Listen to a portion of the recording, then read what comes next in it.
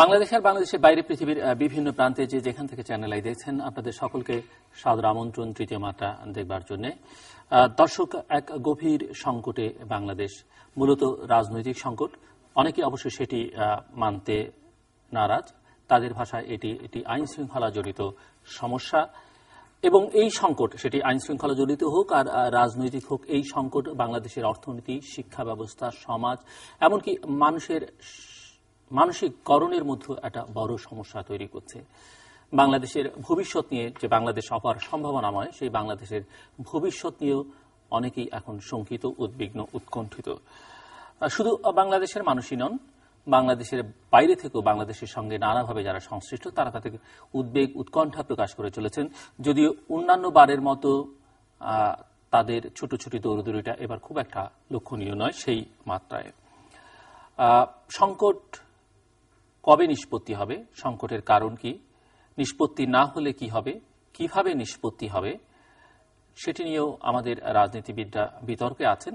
কিন্তু দুজন রাজনীতিককে নিয়ে আমি আজকেও তৃতীয় মাত্রায় সেই প্রশ্নের উত্তর খোঁজার চেষ্টা করব। এবং যে দুজন রাজনীতিক আমার আজকের অতিথি, এই দুজন বাংলাদেশের দুটো প্রধান রাজনৈতিক পক্ষ, যে বিবদমান পক্ষ আছে, যাদের মধ্যে এই লড়াইটা চলছে, তাদের কোনো পক্ষকেই বিলং করেন না, অর্থাৎ তাদের কারোর সঙ্গেই তারা সংশ্লিষ্ট নন। আমার বায়ে বসা আছেন বাংলাদেশের কমিউনিস্ট পার্টির উপদেষ্টা এবং তিনি সাবেক সভাপতি দলটির মঞ্জুরুল হাসান খান, এবং আমার ডানে রয়েছেন বাংলাদেশ সরকারের সাবেক প্রতিমন্ত্রী আলমগীর কবির। স্বাগত আপনাদের দুজনকে স্টুডিওতে। আমি প্রথমে শুনতে চাইব যে এই বিতর্কটা আমরা দেখতে পাচ্ছি, যে সংকটটি আছে সেটি রাজনৈতিক কিনা, আপনারা কি মনে করেন? মঞ্জুরুল হাসান খান। অবশ্যই এটা রাজনৈতিক সংকট, কেননা বিএনপির তো একটা রাজনীতি আছে, আওয়ামী লীগের একটা রাজনীতি আছে। সেই রাজনৈতিক অবস্থান থেকে মূলত যে মূল উৎস, যে গত বছরের যে নির্বাচন হয়েছিল 2014 সনের 5ই জানুয়ারি, সেই নির্বাচন নিয়ে প্রশ্ন আছে এবং সেই নির্বাচন যাতে পরবর্তীকালে আরেকটা নতুন নির্বাচন হয় এবং সবার অংশগ্রহণের মধ্যে দিয়ে সবার কাছে গ্রহণযোগ্য একটা নির্বাচন হয়, সেই দাবি বিএনপি থেকে উত্থাপন করা হয়েছিল। সেই দাবিতে আন্দোলন করতে যেয়ে এক পর্যায়ে আজকের এই ভয়াবহ সংকটের মধ্যে আমরা পড়েছি। কাজেই এটার মূল উৎসটা হচ্ছে রাজনৈতিক, তার সাথে অন্যান্য বহু সমস্যা জড়িত হয়েছে। সমস্যার তো অন্ত নেই আমাদের দেশে। আমাদের দেশে স্বাধীনতার পক্ষে বিপক্ষের শক্তি আছে, আমাদের দেশে বিভিন্ন বিদেশি চক্র আছে, তারা নানা ধরনের ষড়যন্ত্র করছে, সাবোটাজ করছে, তাদের একটা প্রচেষ্টা আছে। আমাদের এখানে আপনার গরিব ধনীর দ্বন্দ্ব, সংকট, সেই সমস্যাগুলিও আছে। আমাদের দেশে উন্নয়নের সমস্যাগুলি আছে, সেই উন্নয়নের সুফলগুলি কারা ভোগ করবে সেটা নিয়ে দ্বন্দ্ব সংঘাত আছে। এগুলি অনেকগুলি বিষয়ই আছে, কিন্তু এইবারের যে সংকটটা সৃষ্টি হয়েছে সেটা মূলত এই নির্বাচন, প্রশ্নবোধক যে নির্বাচন হয়ে গেল সেটা নিয়ে এবং আগামীতে একটা সবার অংশগ্রহণের নির্বাচন, এই নিয়ে কিন্তু সংকটটা সৃষ্টি হয়েছে।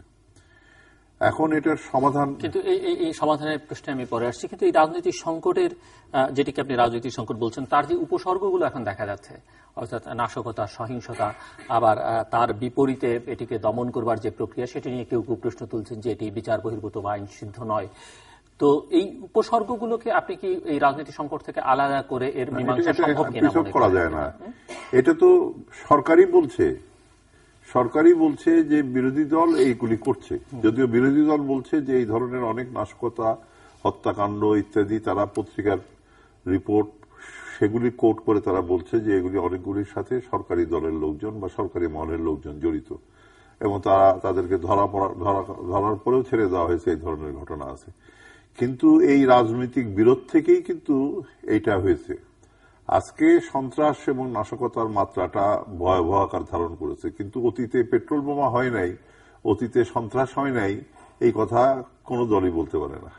এটা বাস্তবতা না। সন্ত্রাস বিভিন্ন সময় হয়েছে এবং সেই সন্ত্রাসটা হচ্ছে আমাদের দেশের যে অগণতান্ত্রিক সংস্কৃতি আছে, গণতান্ত্রিক সংস্কৃতিটা আমরা ধারণ করতে পারি না, সেটারই একটা লক্ষণ।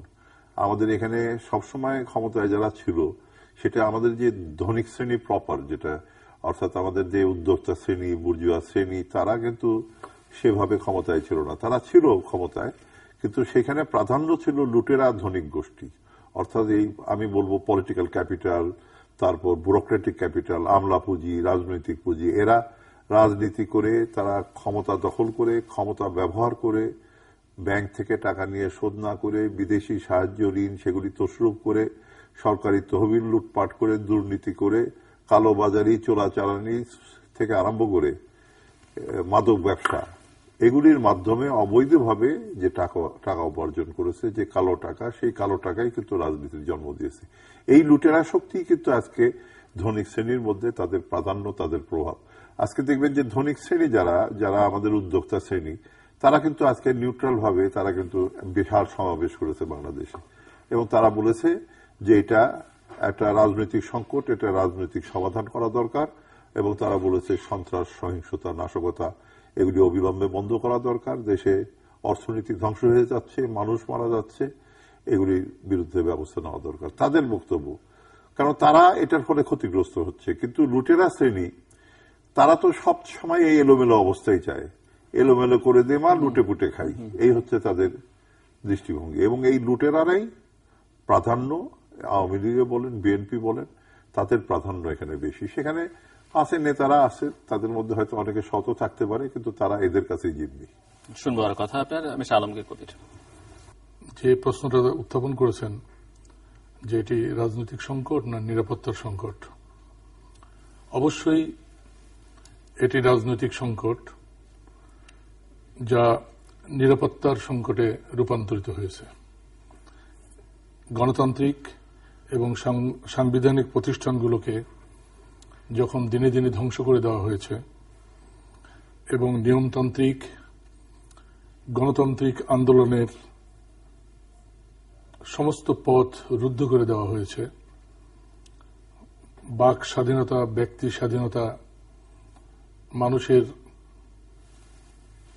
অধিকার, রাজপথের আন্দোলনের অধিকার, এসব যখন ভুলুণ্ঠিত হয়েছে, তখনই এই আন্দোলন, গণতান্ত্রিক আন্দোলন, সহিংস আন্দোলনে রূপান্তরিত হয়েছে।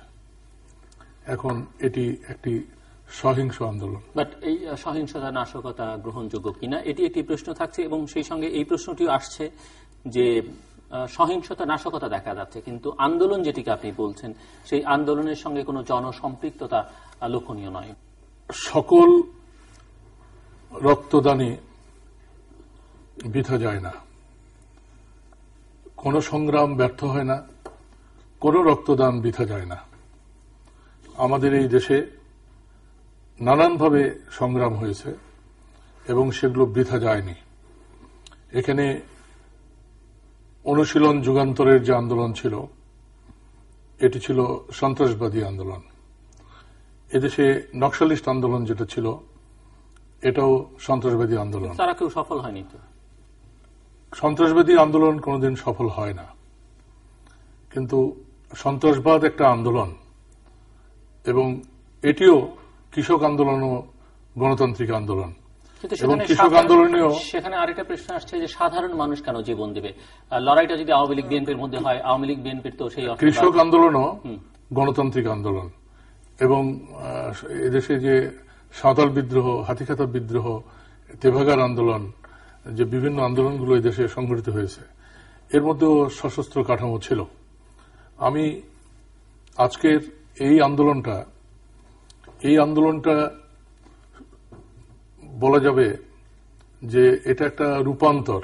বাট এটিকে আপনি আন্দোলন বলছেন, যারা আন্দোলনের ঘোষণা বা আন্দোলনের কর্মসূচি যারা ঘোষণা করেছেন, হরতাল, অবরোধ, তারা তো এর দায় নিচ্ছেন না, বা তারা বলছেন যে তারা এর সঙ্গে সংশ্লিষ্ট নয়। তারা বলছেন সরকার করাচ্ছে, মাঝখান থেকে অনেকেই বলছেন যে হরতাল অবরোধের কর্মসূচি তারা দায় না নিলে হবে না, তাদেরও এটার দায় নিতে হবে, আবার সরকারকেও নিতে হবে।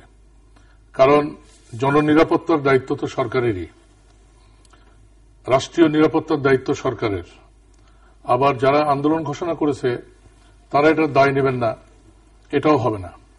আর যে নিরীহ মানুষ ঢলে পড়ছে, নিরীহ মানুষ মারা যাচ্ছে, এবং বীভৎস দৃশ্য, এই আন্দোলনের যে বীভৎসতা, পাকিস্তান আর্মি বাড়িঘরে আগুন লাগিয়ে দিয়েছে, মানুষ গ্রাম ছেড়ে পালিয়ে গেছে, কিন্তু মানুষ পুড়ে মরেনি, গুলিতে মরেছে।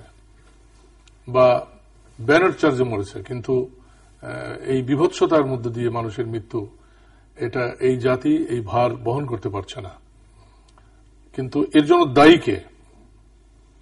যখন সংলাপ হয় না, সংলাপ নিয়ে যখন ঠাট্টা মশকরা হয় এবং উচ্চ স্বরে যখন সংলাপের বিরোধিতা করে, অথচ সংলাপ গণতান্ত্রিক আন্দোলনেরই একটা অংশ। এই দেশে অতীতেও সংলাপ হয়েছে, আলোচনা হয়েছে। এখন বলে যে সন্ত্রাসীদের সাথে আলোচনা হবে না। তো বিএনপি একটা সন্ত্রাসী রাজনৈতিক দল, এটা কি গ্রহণযোগ্য বক্তব্য?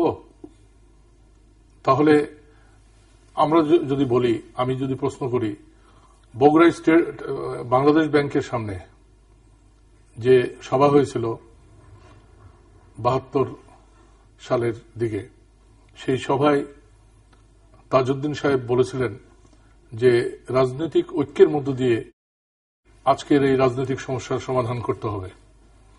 তখন সাংবাদিকরা তাকে প্রশ্ন করেছিল যে এটি কি আন্ডারগ্রাউন্ড পার্টিগুলোর সাথেও কি বৈঠক করতে হবে? তাজউদ্দিন সাহেব উত্তর দিয়েছিলেন, অবশ্যই আন্ডারগ্রাউন্ড পার্টিগুলোকে বাদ দিয়ে এখানে রাজনৈতিক সমস্যার সমাধান হবে না।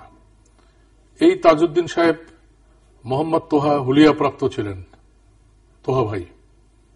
তিনি এই হুলিয়ার বেড়াজালে থেকেও তাজউদ্দিন সাহেব তার সাথে বঙ্গবন্ধু শেখ মুজিবুর রহমানের একটা বৈঠকের ব্যবস্থা করে দিয়েছিলেন এবং সেই বৈঠক হয়েছিল 32 নম্বরে। এবং সেখানে তোহা সাহেব তার লেখনীতে বলেছেন যে শেখ মুজিবুর রহমানের সৌজন্য ছিল অনেক উঁচু এবং তিনি তার স্ত্রীকে বলেছিলেন যে এমন একটা অতিথি আসবে আমাদের এখানে যাকে তুমি নিজে হাতে নাস্তা করাবে।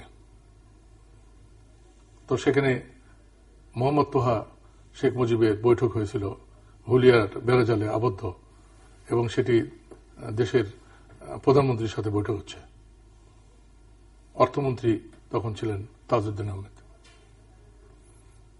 এরকম বৈঠক আমি অসংখ্য বলতে পারবো।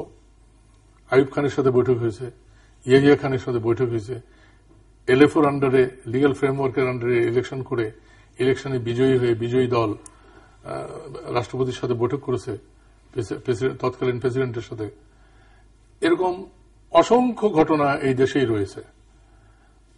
যদি সংলাপের পথ রুদ্ধ হয়ে যায়, আলাপ আলোচনা হল গণতন্ত্রের সবচেয়ে মূল্যবান দিক, সেটি যখন রুদ্ধ হয়ে যাবে এবং যারাই করুক, এটা বিরোধী দলের নেত্রীর সাথে যারা আছেন তারা যদি সংলাপ ভণ্ডুল করে দেন, আলাপ আলোচনার পথগুলো রুদ্ধ করে দেন, তারাও গণতান্ত্রিক শক্তির অংশ হতে পারবেন না।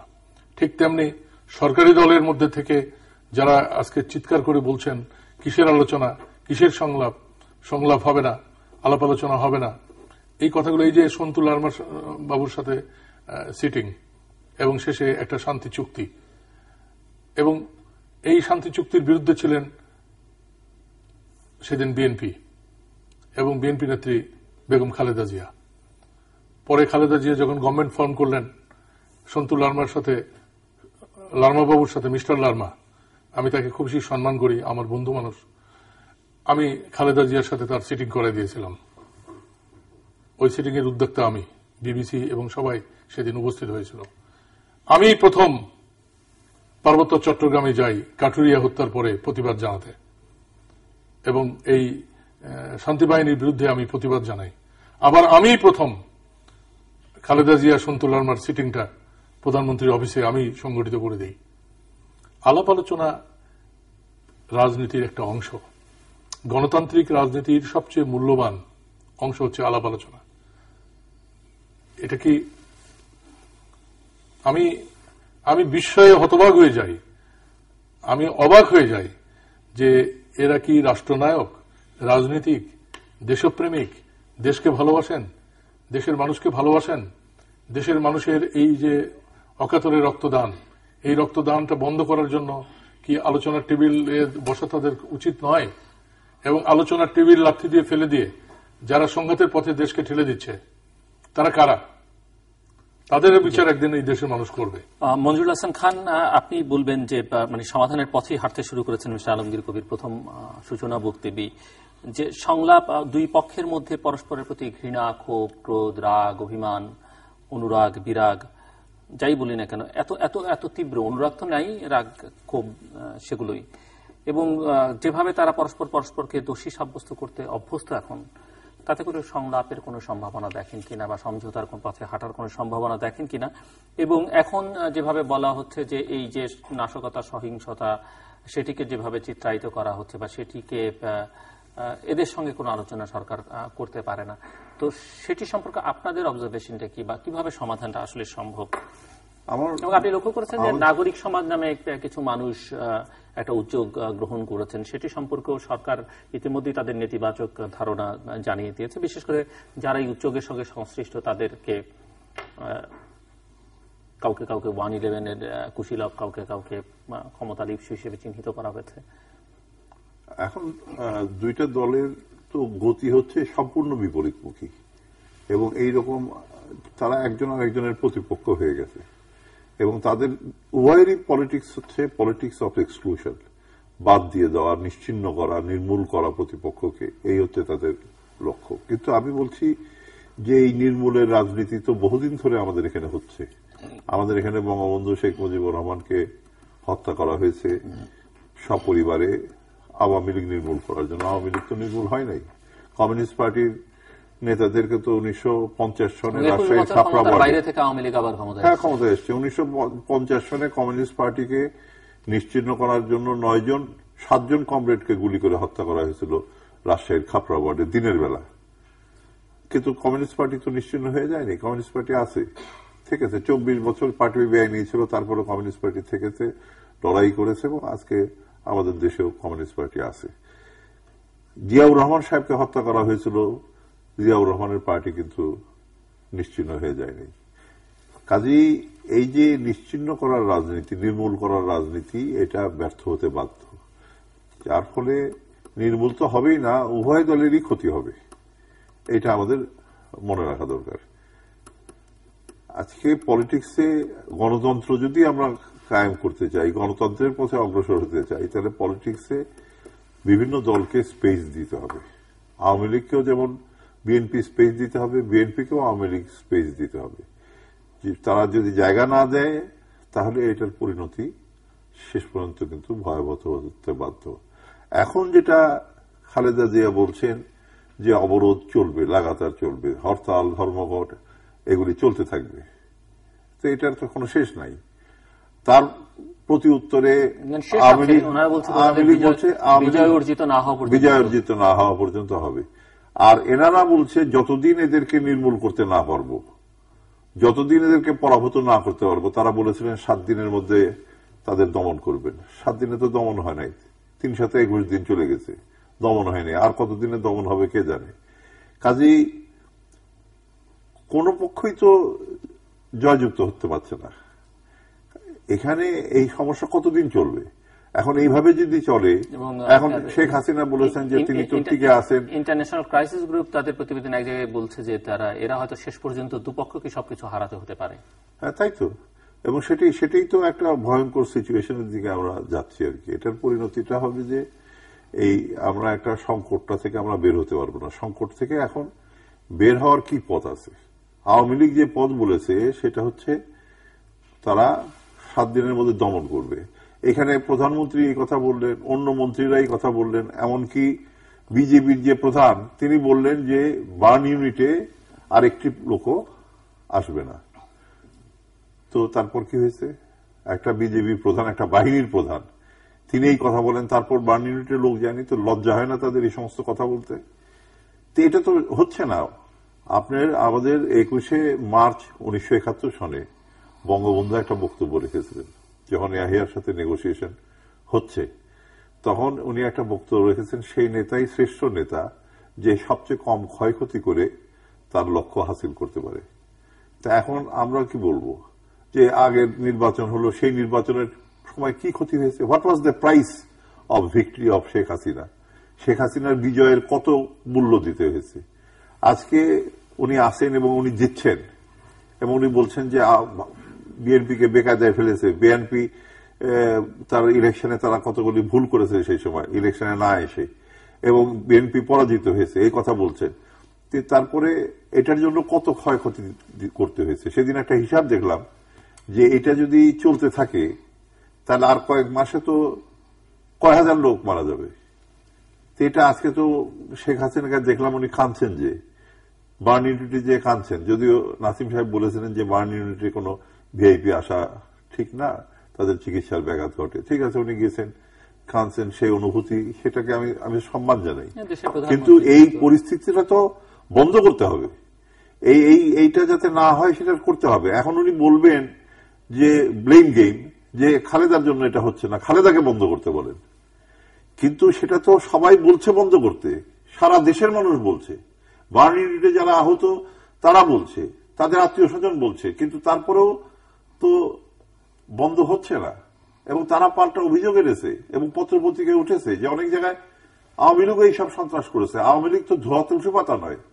আচ্ছা, ছাত্রলীগের ছেলেরা অন্যদের সাথে সংঘর্ষে মারা গেছে বুঝলাম, কিন্তু ছাত্রলীগের ছেলেরা নিজেদের মধ্যে সংঘর্ষে কত লোক মারা গেছে সেটা হিসাব করেন, এবং সেই সংখ্যা কিন্তু এখন পর্যন্ত আমাদের এই যে এই সাম্প্রতিক ঘটনায় যে মারা গেছে সেই সংখ্যার চাইতে বেশি। তাহলে এই সন্ত্রাসী তো দুই জায়গায় আছে। এখন এই জায়গাটায় সমাধান করতে হলে সমাধানের একটা মাত্র পথ আলোচনায় বসা, আলোচনায় বসে এটার সমাধান করা। সেটা সমাধান না করলে তারা যেটায় যাচ্ছে সেটা বিপজ্জনক হবে। দেশের মানুষ পুড়ছে, দেশ জ্বলছে, এবং দেশের অর্থনীতি ক্ষতিগ্রস্ত হচ্ছে, জনগণ ক্ষতিগ্রস্ত হচ্ছে, সাধারণ মানুষ, কোটি কোটি মানুষ আজকে বেকার, এবং তারা কোনো আয় উপার্জন তাদের হচ্ছে না, তারা চলতে পারছে না। এই যে সংখ্যার জায়গায় যেটি মিস্টার খান, যে অনেকেই মনে করেন, বিশেষ করে সিকিউরিটি অ্যানালিস্ট যারা, যে এই অবস্থা চলতে থাকলে এটিকে আফগানিস্তান, পাকিস্তান বা ইরাকের মতো একটা দেশে পরিণত করবার জন্য এক ধরনের ষড়যন্ত্রে লিপ্ত। আমি এখন একটা কথা বলতে চাই। শেখ হাসিনা বলেছেন যে বিএনপি তো কোনো রাজনৈতিক দল না, এরা হচ্ছে আইএস। এই কথাটার ইমপ্লিকেশন উনি বোঝেন? উনি যখন বলছেন আইএস, উনি বলছেন যে জঙ্গিবাদ উনি তো নির্মূল করে দিলেন নির্বাচনের মনে করতে পারেন যারা ক্ষমতা আছেন, তারপর সেটা কি আন্তর্জাতিক আইএস যদি কেন দেশে যায়, তারা যদি এত অ্যাক্টিভ হয়ে যায়, তাহলে কি হয় সেটা সিরিয়া দেখলে উনি বোঝেন না? আমাদের দেশে তো বহুদিন ধরে, আমি এটা বহুদিন ধরে বলেছি যে আমাদের এখানে যে এই জঙ্গিবাদের আবির্ভাব, সেই আবির্ভাবের পেছনে মার্কিন যুক্তরাষ্ট্রের প্রত্যক্ষ এবং পরোক্ষ মদত ছিল। তাদেরকে তারা সমর্থন জুগিয়েছে, জামাতকে তারা সমর্থন জুগিয়েছে, বাংলা ভাই এবং এই সমস্ত শক্তি যারা এখানে জেগেছিল তাদেরকেও তারা সমর্থন জুগিয়েছে। এবং তার ফলে এমন একটা পরিস্থিতি সৃষ্টি করা হচ্ছে যে বাংলাদেশে একটা জঙ্গিবাদ চলে। মার্কিন যুক্তরাষ্ট্রকে দায়ী করছেন, মানে অন্যকে কেন দায়ী করছেন যেখানে আপনার অভ্যন্তরীণ শক্তি? না, অভ্যন্তরীণ শক্তি তারা প্রক্সি ওয়ার করছে। বিএনপিকে যেমন নিতে হবে, আওয়ামী লীগকেও তেমন নিতে হবে, প্রক্সি ওয়ার করছে। যেমন মার্কিন যুক্তরাষ্ট্রকে আমি দায়ী করি, আইএস কে যা পাঠিয়েছে সিরিয়াতে, সেটা তো আইএস কে গঠন করার পেছনে তো তাদের একটা অবদান ছিল, এফবিআই এর অবদান ছিল, সিআই এর অবদান ছিল, এবং তাদেরকে পাঠিয়েছে এবং এই অজুহাত করে তারা আক্রমণ করেছে। আপনি জানেন Afghanistan, it is on record, Michael মোরের সেই 9/11 নিয়ে যে ছবি, সেই ছবির মধ্যে আছে যে কিভাবে আল কায়দাদের তারা গড়ে তুলেছিল, এবং সেই আল কায়দা শেষ পর্যন্ত তাদেরকে সেখানে ঢুকিয়ে তারা এমন একটা সন্ত্রাস সৃষ্টি করলো, এবং পরে আল কায়দার অজুহাত দেখিয়ে, যাদেরকে পাকিস্তানের মাধ্যমে ট্রেনিং দেওয়া হলো, তাদের অজুহাত দেখিয়ে আফগানিস্তানে তারা ইন্টারভিন করলো। এবং সারা দুনিয়াতে এটা হচ্ছে, সিরিয়াতে এটা হচ্ছে, ইরাকে এটা হয়েছে, আফগানিস্তানে এটা হয়েছে, লিবিয়াতে চেষ্টা করা হয়েছে, এবং বাংলাদেশও এটার বাইরে না, বাংলাদেশও এবং এইভাবে তাদেরকে প্রভোকেশন করে একটা ফেইল স্টেট সিচুয়েশন, একটা ব্যর্থ রাষ্ট্র হিসাবে বাংলাদেশকে প্রতিপন্ন করার চেষ্টা করছে। এবং সেখানেই বা সরকার যদি মনে করে এখানে আইএস আছে বা আইএস এর দোসররা আছে বা জঙ্গি সন্ত্রাসীরা আছে, তাহলে তারা পলিটিক্যালি কিছু মাইলেজ এখানে পেতে পারে কিনা, কিছুটা স্পেস বা সময় ক্ষমতায় থাকবার জন্য বাড়তি পাওনা তাদের হতে পারে কিনা? তারা হয়তো মনে করে যে এইভাবে আন্তর্জাতিক সিম্প্যাথি অর্জন করবে। এটা তো ঠিক না, এটা সিম্প্যাথি তারা অর্জন করবে না, এত সহজ বিষয় না। বিষয়টা তাদের পক্ষে ডিফেন্ড করবে যারা, তাদেরকে ওরা ডিফেন্ড করতে আসবে, এটা কিন্তু ঠিক না। এবং এটা তারা দাবার গুটি হিসাবে দুইজনেই দুই পক্ষই খেলছে, এমন একটা পরিস্থিতি সৃষ্টি করছে যেই পরিস্থিতিটা বাংলাদেশ রাষ্ট্রকে দুর্বল করে দিবে এবং বিদেশি হস্তক্ষেপ সহজ করে দিবে নানানভাবে, প্রত্যক্ষ পরোক্ষ হস্তক্ষেপ, সামরিক, রাজনৈতিক, অবশ্যই তৎপর, মানে যথেষ্ট তৎপর। তারা তো খুবই খুবই বেগম জিয়ার সঙ্গে দেখা করা ছাড়া তেমন কোনো কিছু তখন লক্ষণীয় হয়, যথেষ্ট সক্রিয়। কিছুদিন আগেও তো ইউরোপিয়ান ইউনিয়নের যে নেতা এসে শেখ হাসিনার সাথে দেখা করেছেন, বিভিন্ন জায়গায় তারা তাদের রেজলিউশন নিয়েছেন, তাদের মুভ করেছেন। তারা তো অনেক কৌশলে মুভ করে, অনেক কৌশলে তারা অগ্রসর। আবার আপনার কাছে মিস্টার আলমগীর কবির।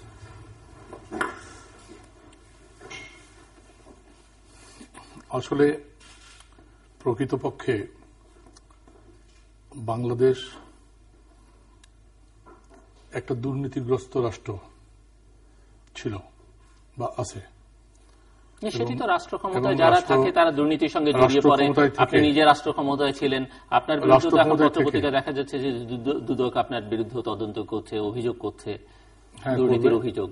তো রাষ্ট্র ক্ষমতায় যারা যাচ্ছেন সবাই এর সঙ্গে কম বেশি জড়িয়ে। এই রাষ্ট্র ক্ষমতায় থাকা ব্যক্তিদের যে দুর্নীতি, লুটপাট, এটাকে ঢেকে ফেলার জন্য বা এটাকে হাওয়া করে দেওয়ার জন্য জনগণের লুণ্ঠিত অর্থ বিদেশে যারা পাচার করেছে, যারা নোংরা পথে উপার্জন করেছে এবং এগুলো সমস্ত কেলেঙ্কারিকে একদম ঢেকে দিয়েছে আজকের এই আন্দোলন। আর আপনি যেটা বললেন, হ্যাঁ, আমার বিরুদ্ধেও দুর্নীতির একটা অভিযোগ উঠেছে এবং সেটা হচ্ছে যত না দুর্নীতির প্রশ্ন, তার চেয়ে বেশি হচ্ছে প্রচার টেলিভিশনে আমাকে একজন দুর্নীতিবাজ হিসেবে দেশের সামনে প্রতিষ্ঠিত করা। আমি কবি, সাহিত্যিক, লেখক, শিল্পী, সাংবাদিকদের ঢাকার তাদের আবাসনের জন্য ব্যবস্থা করেছিলাম। এর মধ্যে শিল্পী আছে, কবি, সাহিত্যিক। একজন মন্ত্রী হিসেবে এবং সংসদ সদস্য হিসেবে আমি এই সুপারিশটা করতেই পারি এবং ভবিষ্যতেও যদি সুযোগ পাই আমি করব। আমি তো এটা নিজের জন্য করিনি এবং আমি যদি এখানে 1 টাকার দুর্নীতিকে আমি দুর্নীতি মনে করি, 100 কোটি টাকার দুর্নীতিও দুর্নীতি। আমি আমার জীবনে যদি 1 টাকারও দুর্নীতি করে থাকি, 1 কাপ চা যদি কোথাও দুর্নীতির মাধ্যমে খেয়ে থাকি, আমি চ্যালেঞ্জ দিচ্ছি এখান থেকে, তাহলে আমি দুর্নীতিবাজ এবং আমাকে যে শাস্তি দিবেন আমি সেই শাস্তি গ্রহণ করব। কিন্তু মিডিয়া দিয়ে আমাকে অপমান করা বা দেশবাসীর সামনে হেয় প্রতিপন্ন করা এবং যারা ব্যাংকের টাকা লুট করেছে, যারা শেয়ার কেলেঙ্কারি করেছে, তারা আবার দেখি এখন পতাকা হাতে মিছিল করে। মানে বিচিত্র এই দেশ, অদ্ভুত আমাদের যে সমাজ, আমাদের যে রাষ্ট্র। এবং আমাকে এই শেখ হাসিনা সরকার, মাননীয় প্রধানমন্ত্রীর পক্ষ থেকে আমাকে একসময় মন্ত্রিত্বের অফার দিয়েছিলেন। কোন সময়টাতে? আমাকে অফার দিয়েছিল বিএনপি বিরোধী দলের ইয়েতে ছিল যখন, তখন। তারপরে আমাকে অ্যাডভাইজারের অফার দিয়েছে, তারপরে আমাকে এমপি হওয়ার জন্য অফার দিয়েছে এবং এমপির টিকিট আমার কাছে পাঠিয়ে দিয়েছে, সই করা টিকিট আছে, রেখে দিয়েছি। তো এখন কথা হচ্ছে, আমি যদি এই অফার গ্রহণ করতাম, আমি জনগণের সাথে বিশ্বাসঘাতকতা করিনি, বেইমানি করিনি এবং রাজনীতির সাথেও করিনি, যার জন্য আমার খালেদা জিয়ার সাথেও হয়নি, আমি আওয়ামী লীগেও যাইনি, বেগম খালেদা জিয়ার সাথেও আমার পলিটিক্স হয়নি এবং আজও হয়নি। অনেকেই ফিরে যেয়ে তাকে কাকুতি মিনতি করেছে এবং দুর্নীতিকে আমি আজীবন ঘৃণা করেছি। এখন সরকার যদি শিল্পী সাহিত্যিকদের জন্য কোথাও প্লট বরাদ্দ দেয়, আমি এরকম দিয়েছি, এটা ঠিক। আমি বরাদ্দ দিইনি, যদি আমি বরাদ্দ দিয়ে থাকি তাহলে আমি দায়ী হব। আর ওখানে ইনোসেন্ট নিরীহ কতগুলো অফিসার যারা সৎ, যারা কর্মজীবনে আমি যাদের সম্পর্কে জানি, তারাও আজকে এই দুর্নীতির মামলায় তাদেরকে জড়িত করা হয়েছে। মোটামুটি বোঝা গেছে। এখন আমি এটা নিয়ে যে সংকটে মিস্টার খান বলছিলেন সেই সংকটে তো আমি শুধু বলতে চাই যে দুর্নীতি তো এই দেশে চাপা পড়ে গেল। এখন যে কথাটা খান ভাই বললেন, খান ভাই তার নিজের পলিটিক্সটা এখানে বলেছেন। আমি বলবো যে আফগানিস্তানে আগ্রাসন হয়েছিল, রুশ আগ্রাসন, এবং মার্কিনীরা সেখানে এই ইসলামিস্টদের নামিয়ে দিয়েছিল, এবং আজকে আফগানিস্তান এশিয়ায় একটা নজির হয়ে আছে। আমি বিস্তারিত আলোচনায় যাব না, তবে বাংলাদেশে এই যে দুটো রাজনৈতিক দল, এই দুটো রাজনৈতিক দল পরস্পর যে বিদ্বেষ ছড়ানো, ঘৃণা ছড়ানো, হিংসা ছড়ানো, অতীতাশ্রয়ী হওয়া, ভবিষ্যৎ না দেখা, দেশ এবং জাতির ভবিষ্যৎ নিয়ে স্বপ্ন না দেখা, এই কথাগুলো আমরা এখানে বারবার বলেছি, এবং এখানে আমরা বারবার বলেছি, আমরা এই তৃতীয় মাত্রার মাধ্যমে সতর্ক করেছি যে বাংলাদেশকে সংঘাতের দিকে নিয়ে যাবেন না। বাংলাদেশকে তার নিয়মতান্ত্রিক, গণতান্ত্রিক, অহিংসর রাজনীতি এটাকে অগ্রসর করান। এটা উভয় পক্ষকেই এই দায় এবং দায়িত্ব নিতে হবে। সমাজে ঘৃণা ছড়ানো, হিংসা ছড়ানো, বিদ্বেষ ছড়ানো এবং পরস্পর দুটি দলের মধ্যে যে প্রচন্ড বিদ্বেষ, এই বিদ্বেষ জাতির ভিতরে ছড়িয়ে পড়বে, দেশ জাতি দুটো ভাগে বিভক্ত হয়ে যাবে, এবং এই ঘৃণার রাজনীতি একদিন আগুনের মতো জ্বলবে, এবং আজকে আগুনের মতো জ্বলছে। আমাদের যে নাগরিক সমাজ যে প্রস্তাবটা দিয়েছে, এটা নিয়েও একটা ঘৃণা ছড়ানো হচ্ছে ব্যাপক। আর ব্যবসায়ীরা পতাকা হাতে যে মিছিল করেছে, এটা বিরোধী দলকে দায়ী করেছে। আমি যেটা দেখলাম, পতাকা মিছিল মনে হচ্ছে সমস্ত দোষ হচ্ছে বিরোধী দলের, সরকার হচ্ছে ধোয়া তুলসী পাতা। মানে আপনি বলছেন যে ব্যবসায়ীরা যেটি বলেছে, ব্যবসায়ীদের বক্তব্যের কথা বলছেন। জি, এই ব্যবসায়ীরা এরা লুটেরা না, এরা হলমার্ক কেলেঙ্কারি করেনি, এরা ব্যাংকের টাকা লুপাট করেনি, এবং ব্যাংকের যেগুলো ডিরেক্টর দেওয়া হয়েছিল এই সরকারের সময়, সব ব্যবসায়ী নিশ্চয়ই সঙ্গে ইনভলভ নয়, সব ব্যবসায়ী নয়, কেউ সৎ ব্যবসায়ী আছে, পরিশ্রমী ব্যবসায়ী আছে, এবং মেধাবী জ্ঞানী ব্যবসায়ী আছে, আমি স্বীকার করে দিচ্ছি, তারা ক্ষতিগ্রস্ত হচ্ছে। কিন্তু আমি তো দেখলাম পতাকা হাতে ছবি দেখলাম, যে কটার ছবি দেখেছি ওই সব কটাকে বাধা দরকার। তো এখন যে কটার ছবি দেখলাম আর কি ওখানে, আর যারা আমরা জানি না আপনি কার কার ছবি দেখেছেন, আমরা নামও শুনতে চাই না, নাম আমি বলতে চাই না, মানে যাই হোক সবাইকে বাধা হতো, আমরা যাদের দেখেছি সবাইকে বাধা হবে এরকম মনে হয় না। না না, আমারও মনে হয়নি। যারা আপনি মেধাবী ব্যবসায়ীর কথা বলছেন, যারা মেধাবী তারা একটু আড়ালে ছিল, তারা খুব বেশি, তাদেরকে ক্যামেরায় খুঁজে নিতে হয়েছে দেখলাম। আর যাই হোক, আমি এগুলো এই বিষয়গুলো চাইতে সবচেয়ে বেশি বলতে চাই যেটা এখন প্রশ্ন হচ্ছে যে আসলে বাংলাদেশ কোথায় যাচ্ছে। সংকট সমাধানের জন্য আপনারা বলছেন সংলাপ করতে হবে, আলোচনা করতে হবে, হলে ভালো। লক্ষণ বলছে যে সেটি হবে না, সেটি যদি না হয় কি হবে? শেষ হয়ে গেছে। ইদানিং মন্ত্রীরা গান্ধীবাদের কথা বলছেন। মহাত্মা গান্ধী আন্দোলন প্রত্যাহার করেছে, খালেদা জিয়া গান্ধীর পথ অনুসরণ করে আন্দোলন প্রত্যাহার করুক, এটা কয়েকজন মন্ত্রী বলে ফেলেছেন, মহাজ্ঞানী মন্ত্রী মহোদয়রা। আমাদের সামান্য পড়াশোনা, আমাদের জ্ঞান কম, কারণ আমরা দেখেছি গান্ধীবাদ হচ্ছে অহিংস মতবাদ, গান্ধীবাদ হচ্ছে একটা এই দেশে অসহযোগ অহিংসর যে কনসেপ্ট, যেটা বেদ থেকে আসছে, এবং গান্ধীর আন্দোলনের মধ্যে সহিংসতা ছিল না সেটি কিন্তু বলা যায়। আমি আসছি সেখানে। উইলিয়াম ডেভিড এই দর্শনটা নেয়, তারপরে আবার সেটা উইলিয়াম ডেভিডের কাছ থেকে গান্ধী নেন, মহাত্মা গান্ধীর কাছ থেকে আবার এটা চলে যায় দক্ষিণ আফ্রিকায়। আবার ওবামাও নিজেকে গান্ধীবাদী বলে পরিচয় দিতে গর্ববোধ করছেন, গান্ধীর ভক্ত আর কি, গান্ধীর ভক্ত, গান্ধীর ছবিও রেখেছেন তার হোয়াইট হাউসে। তো এখন এই মহাত্মা গান্ধীও জালিয়ানওয়ালাবাগের ভয়াবহ হত্যাকাণ্ডের পরেও তিনি বিলাতে গেছেন, বৈঠক করেছেন, কথা বলেছেন। আর এই গান্ধীবাদের মুভমেন্টের ভিতরেও দেখা গেছে যে পণ্ডিত জওহরলাল নেহরু এলাহাবাদ প্রিজন মুভমেন্টের পরে তিনি গান্ধীর সমালোচনা করেছেন, পুলিশরা ব্যাটন দিয়ে পেটাচ্ছে আর তারা ওই পুলিশের ব্যাটন ধরতে পারবে না, দুই এক জায়গায় পুলিশের ব্যাটন ধরে পুলিশকেও পিটাই দিয়েছে কৃষকরা। তো তখন গান্ধী এটা আবার নিষেধ করেছেন। তো আমার প্রশ্ন হচ্ছে যে এটা একটা ফিলোসফি, এটা একটা কনসেপ্ট, এটা একটা ভারতীয় রাজনীতিতে ব্রিটিশ বিরোধী আন্দোলনের একটা অপূর্ব নেতৃত্ব, অহিংস অসহযোগের মধ্য দিয়ে ভারতের রাজনীতিতে তারা একটা কিছু অর্জন করেছে। আর কমিউনিস্ট পার্টি তখন নিষিদ্ধ ছিল, কমিউনিস্টরা দেখা গেছে কংগ্রেসের মধ্যে ঢুকে গেছে, আবার দেখা গেছে কমিউনিস্টরা মুসলিম লীগের মধ্যে ঢুকে গেছে। মোহাম্মদ তোহা কমিউনিস্ট পার্টি করতেন, তিনি এই নারায়ণগঞ্জের কৃষক আন্দোলন, নারায়ণগঞ্জ তো না, ওটা নরসিংদীর কৃষক আন্দোলন করলেন এবং আবুল হাসেনকে সেখানে নিয়ে গেলেন।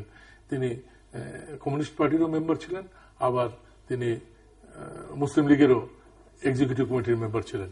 তো মুসলিম লীগের মধ্যেও ঢুকেছিল, কংগ্রেসের মধ্যেও ঢুকেছিল। এখন যারা এই যে জঙ্গিবাদ করছে, এই জঙ্গিবাদীরা অনেক সময় অনেক দলের মধ্যে ঢুকে যাবে, ঢুকে যাওয়াটাই স্বাভাবিক, একটু অস্বাভাবিক না। গণতান্ত্রিক প্ল্যাটফর্মকে তারা ব্যবহার করার চেষ্টা করতে পারে, কিন্তু সমগ্র গণতান্ত্রিক আন্দোলনকে, জনগণের রক্তদানকে, কর্মীদের যে ত্যাগকে এবং তাদের যে নিষ্ঠাকে, এটাকে অপমান করা, এটাকে হেয় প্রতিপন্ন করা এবং সমস্ত আন্দোলনটাকে, তাহলে কি আমি বলবো যে 5ই জানুয়ারির যে নির্বাচন, এই নির্বাচনটা আমি সরকারকে প্রশ্ন করি, প্রধানমন্ত্রীর বিবেককে প্রশ্ন করি যে এই নির্বাচনটা বৈধ ছিল না অবৈধ ছিল। আপনার এই অনির্বাচিত এমপি যাদেরকে কেউ নির্বাচিত করেনি, এরা কত বছর ক্ষমতায় থাকবেন? এবং আমরা কি কোনো আপনি তো মিডিয়া জগৎকে বন্ধ করে দিয়েছেন, আপনি তো হুমকি ধমকি পত্রিকাগুলোকে করছেন। আমি বলছি বন্ধ করলে বলতেন কি? সেটাও বন্ধ, তো এটা হচ্ছে ছায়া বন্ধ, ছায়ার সাথে একটা যুদ্ধ। কমিউনিস্ট আছেন এখানে, কমিউনিস্টের বক্তব্য শুনে কবির ভাইয়ের দুটো পয়েন্ট আমি শুধু একটু বলতে চাই। একটা হচ্ছে আফগানিস্তানে যেটা ঘটেছিল ইতিহাস, সেটা হচ্ছে রাজতন্ত্রের উচ্ছেদ করে সেখানে একটা গণতান্ত্রিক সরকার প্রতিষ্ঠিত হয়েছিল সেখানকার এক বিখ্যাত কবির নেতৃত্বে, 1 নম্বর। দ্বিতীয় হচ্ছে সেখানে রাশিয়ান সৈন্যরা আসে নাই, পৃষ্ঠপোষকতা রাশিয়ান সৈন্য সেখানে আসে নাই। তারপর সেখানে আপনার যখন এই আল কায়দা এরা যে ঢুকলো এখানে, তারা যে সন্ত্রাস শুরু করলো, তারপর পরবর্তীকালে সেখানকার সরকারের আহ্বানে সেখানে রুশ সৈন্য এসেছিল। কিন্তু তারপর কি হয়েছে, সেই সন্ত্রাসীরা তাদের অজুহাত দেখিয়ে, সেই সন্ত্রাসীরা যাদেরকে আমেরিকানরা ব্যাক করলো, তাদের একটা অজুহাত দেখিয়ে তাদেরকে দমন করার নামে আফগানিস্তান দখল করলো। এটাই ইরাকে ঘটেছে, এটা লিবিয়াতে ঘটেছে, এটা অন্যান্য দেশে ঘটছে। দ্বিতীয় হচ্ছে গান্ধীর যে বিষয়টা বলা হয়, অনেকেই বলছে চৌরিচেরার ঘটনা। চৌরিচেরার ঘটনায় গান্ধী যে আন্দোলন বিদ্রোহ করেছিলেন সেটা সঠিক করেছিলেন? নিশ্চয়ই না। এবং চৌরিচেরায় প্রথমে পুলিশের উপরে জনগণ আক্রমণ করে নাই, পুলিশ সেখানে জনগণকে হত্যা করেছিল, সেই হত্যার প্রতিবাদে সেখানে যে হামলা হয়েছিল। এবং গান্ধীর সেই তথাকথিত অহিংস আন্দোলন, তার নেতৃত্বে যে আরউইন প্যাক্ট এবং তার নেতৃত্বে যে দুইটা দেশ ভাগ হয়ে গেল, যেই স্বাধীনতার পক্ষে তিনি ছিলেন না, স্বাধীনতার পক্ষে কখন আসলেন? যখন 2 দেশ ভাগ হলো, এবং 2 দেশ ভাগ হওয়ার পরে তিনি সেটা মেনে নিলেন, এবং তারপরে সেই অহিংস আন্দোলনের পরিণতি হচ্ছে লক্ষ লক্ষ হিন্দু মুসলমান 2 দেশে মারা পড়ল এবং তারা বাস্তুত্যাগ হলো। এই বিষয়গুলি আমাদের খেয়াল রাখা দরকার। দ্বিতীয় হচ্ছে, আমি যেটা মনে করি যে নাগরিক সমাজ যে উদ্যোগ নিয়েছেন, সেই উদ্যোগ সঠিক। আমি খুব দুঃখজনক যেটা আওয়ামী লীগের মতো একটা দীর্ঘদিনের একটা রাজনৈতিক দল, তারা কিভাবে এই ধরনের নেতিবাচক রিয়াকশন দিতে পারে। তারা বলছে যে তারা হচ্ছে কুশীলব, 1/11 কুশীলব। আমি বলতে চাই, শেখ হাসিনার রেকর্ডগুলি বাজান, উনি কি বলেছেন 1/11 সম্পর্কে? তিনি বলেছেন, কৃতিত্ব নিয়েছেন, আমাদের আন্দোলনের ফল হচ্ছে 1/11, এই কথা বলেছেন তিনি। 1/11 যারা শপথ নিয়েছেন, সেই শপথে তিনি যান নাই, খালেদা জিয়া তো যায়নি, তিনি যান নাই। এই কথাগুলি খুবই অনর্থক বলা হয় আর কি। এটাতে একটা দৃষ্টিভঙ্গি প্রকাশ পায়। আরো অনেক কথা বলা হয়েছে, যারা তারা ক্ষমতা লোভী, যারা এই সমস্ত প্রস্তাব দিচ্ছে। এখন আওয়ামী লীগের এটাই হচ্ছে যে বুশ সাহেব যেটা বলেছে, হিটলার যেটা বলেছে, either you are for me or against me, তুমি হয় আমার পক্ষে না হয় আমার শত্রুর পক্ষে।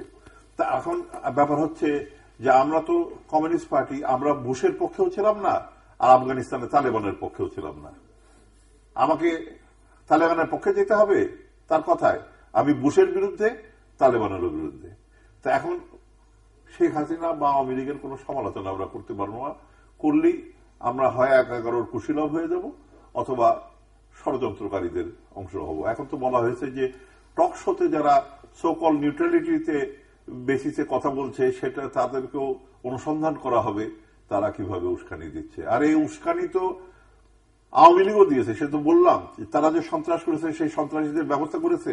এই যে ওই 2 সাংবাদিক মেরে ফেললো সাগর রনি, 3টা বছর হয়ে গেল এই দায়িত্ব নিয়েছে, কি বলে র্যাব দায়িত্ব নিয়েছে, এখন পর্যন্ত তার আরেকটা প্রশ্ন আছে যে 2014 ইলেকশনের যে আগে যে মাসাকাটা পুরো গোটা দেশ জুড়ে হলো 5-6 মাস ধরে, তাদের কাউকে বিচারের আওতায় নিয়ে কোন বিচারিক প্রক্রিয়া শুরু হয়েছে কিনা সেটা কিন্তু আমরা জানি না হয়েছে কিনা। তাহলে একটা তো শাস্তি দেওয়া হয়নি, একটাও শাস্তি দেওয়া হয়নি। এই যে বোমা হামলা হয়েছে, পেট্রোল বোমা হয়েছে, একজনকেও শাস্তি দেওয়া হয়েছে?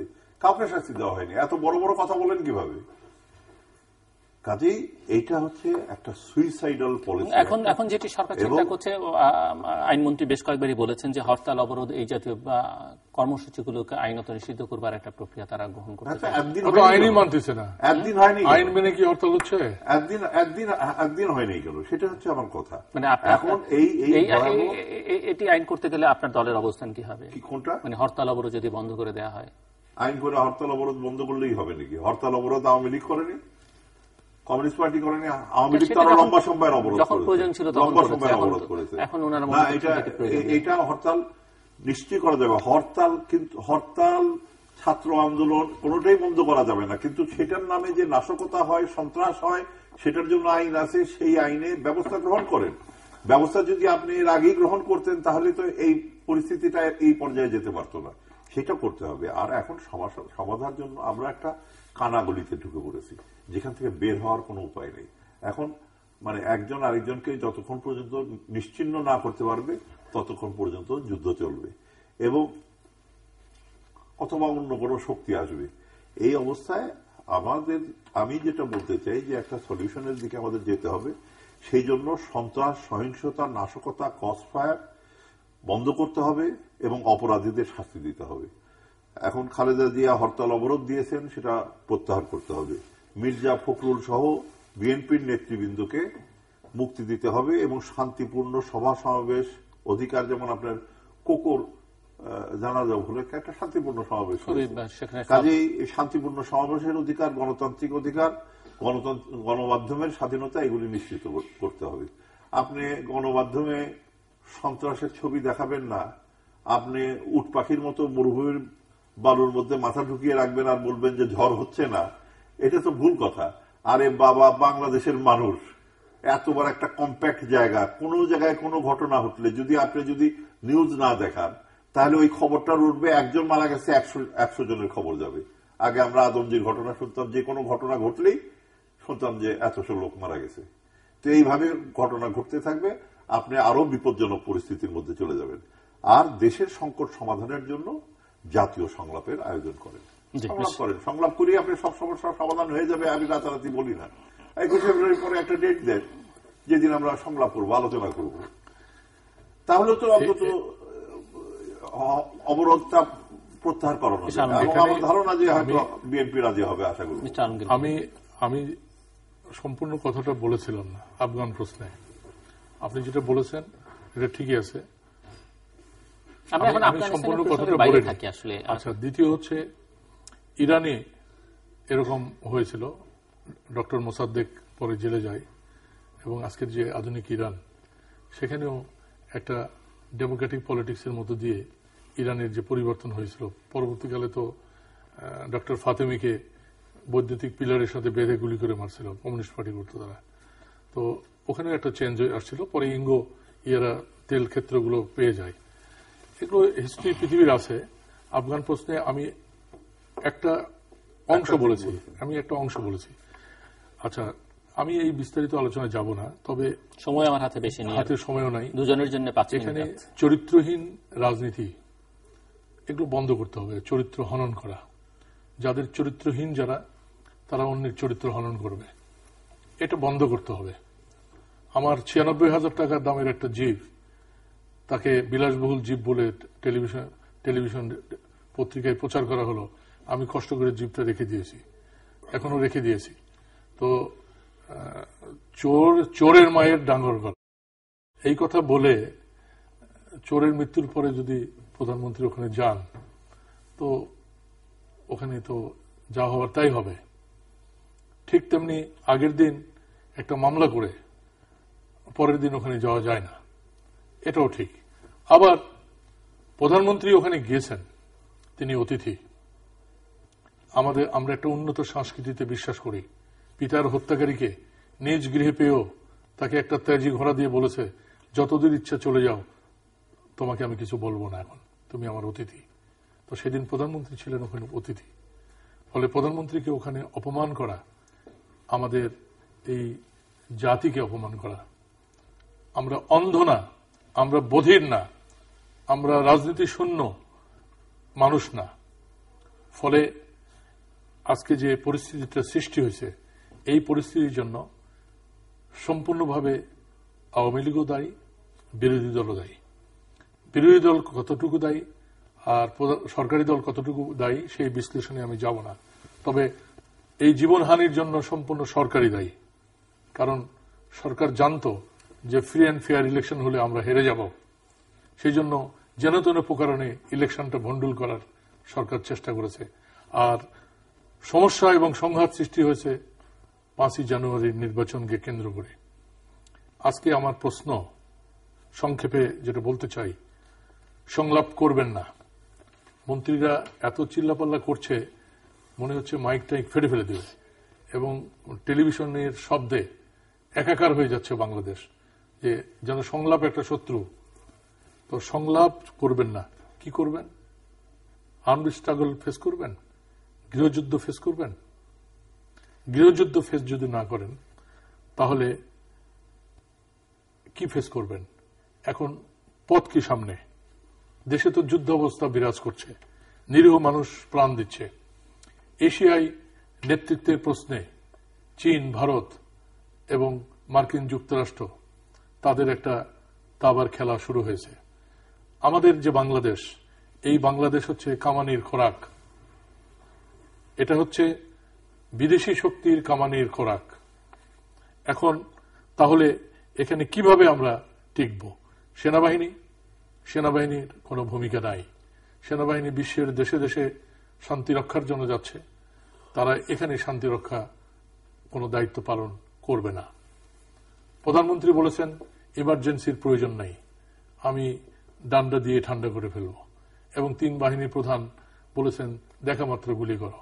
আবার একজন নেতা, সশস্ত্র বাহিনীর কেউ বলেননি, মানে 3 সশস্ত্র বাহিনী বলেননি, 3 বাহিনী বলতে আমি ওই 3 বাহিনী বলে বুঝাইনি, ক্লিয়ার করে রাখলাম না, ঠিক আছে। এবং দেখা যাচ্ছে যে একসময় গুলি খাওয়া নেতা, বিখ্যাত জাসদ নেতা, শেষ করতে পারবে, উনি বলতেছেন বুকে গুলি করো। তো রাজনীতিকরা যখন পাগল হয়, তখন দেশের অবস্থা এরকমই হয় যে বুকে গুলি করো। তো আজকে এই যে এশিয়ার নেতৃত্বের প্রশ্ন, এই প্রশ্নগুলো আজকে খুব মূল্যবান হয়ে সামনে আসছে। এই জন্য আমি মনে করি এখানে এই তৃতীয় মাত্রায় আমি আগেও বলেছি, এখনো বলছি, যে এশিয়ার নেতৃত্ব বাংলাদেশের প্রয়োজন নাই।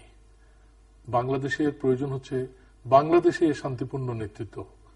এবং তার জন্য আজকে দেশকে বাঁচাতে হলে এখানে মনে হচ্ছে যেন দেশটা এগিয়ে যাচ্ছে অতি দ্রুত একটা জাতিসংঘের বা একটা বিদেশি হস্তক্ষেপের দিকে। ভারত, মার্কিন যুক্তরাষ্ট্র, চায়না হয়তো আড়াল থেকে করবে কিছু।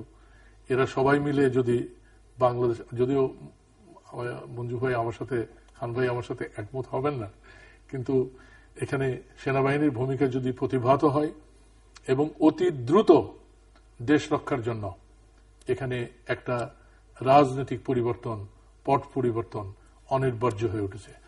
সেনাবাহিনী তো সরকারের ডাক ছাড়া কিছু করতে পারবে না, করবে না, আইনত সেটা সম্ভব নয়। মহিউল হাসান খান। আচ্ছা, আমি একটা বলতে চাই যে এই যে সংকট হচ্ছে, এই সংকট কিন্তু আজকের না। এই ধরনের নির্বাচন নিয়ে প্রতি বছরই সংকট হচ্ছে। এই সংকটের মূল উৎসটা কোথায় আমি সেটা বলতে চাই।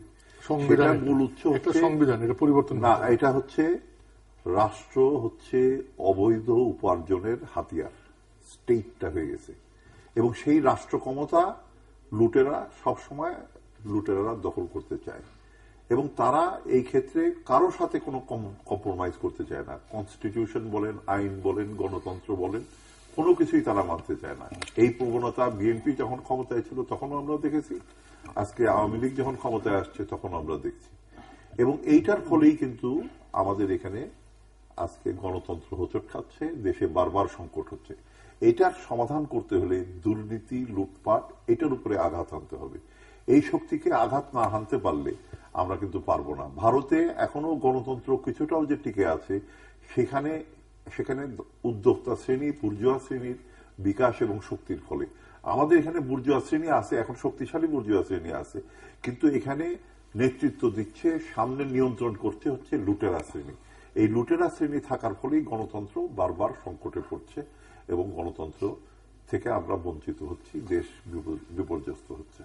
দর্শক, অনুষ্ঠানের শেষ প্রান্তে দ্বিতীয়মাত্র সম্পর্কে আপনারা লিখতে পারেন ডাক, ইমেল, SMS এর মাধ্যমে, ইন্টারনেট, আমাদের অফিসিয়াল ওয়েবসাইট অথবা সোশ্যাল নেটওয়ার্কগুলোতে যে পেজ আছে সেই পেজে আপনারা আপনাদের মতামত রাখতে পারেন। আর আপনাদের মতামত আমাদের অনুষ্ঠান তৃতীয় মাত্রা আপনি দেখতে পাবেন প্রতি বৃহস্পতিবার এবং শুক্রবার বাংলাদেশ আমরা দুটোই, বুধবার দুপুর 11:30 এবং শুক্রবার দুপুর 1:05 দেখবার আমন্ত্রণ রইল। মিস্টার আলমগীর কবির এবং মিস্টার মঞ্জুল হাসান খান, অসংখ্য ধন্যবাদ আপনার দুজনকেই।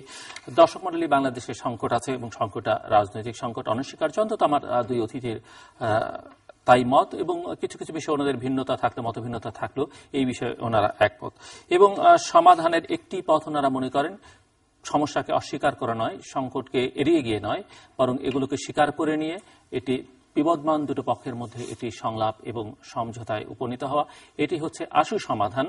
যদিও তাতে করে বাংলাদেশের এই দুই পক্ষের মধ্যে সমঝোতা হলে, সংলাপ হলে বাংলাদেশের জনগণের যে খুব একটা কল্যাণ হবে, বা বাংলাদেশের যে সংকটের মধ্যে সংকটের মূল কারণগুলো ওনারা যেভাবে চিত্রায়িত করেছেন, মিস্টার খানুর শেষের দিকে এবং মিস্টার আলমগীর কবি শুরুর দিকে যে সংকটকে চিহ্নিত করেছেন, সেই সংকটকে মাথায় রাখলে এই দুই পক্ষের সমঝোতার মধ্যে সেই সংকটের সমাধান হবে না, আশু সমাধান একটা হবে, দীর্ঘমেয়াদের সমাধান হবে না, বরং সমাধানটা বাড়তে পারে। এবং সংলাপ সমঝোতা না হলে যেটি হবে সেটি হচ্ছে যে আখেরে হয়তো দুপক্ষকে সবকিছু হারাতে হবে, তাদের নিজেদের অস্তিত্বের স্বার্থে তাদের একটা সমঝোতার পথে হাঁটা উচিত।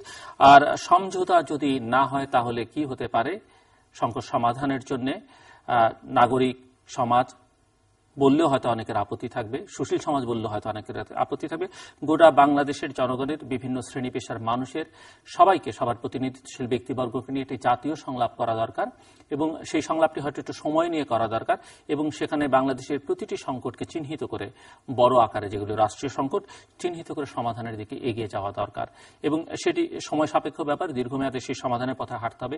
সেই সমাধানে এই দুই পক্ষ যে হাঁটতে রাজি হবেন না সেটি মোটামুটিভাবে নিশ্চিত।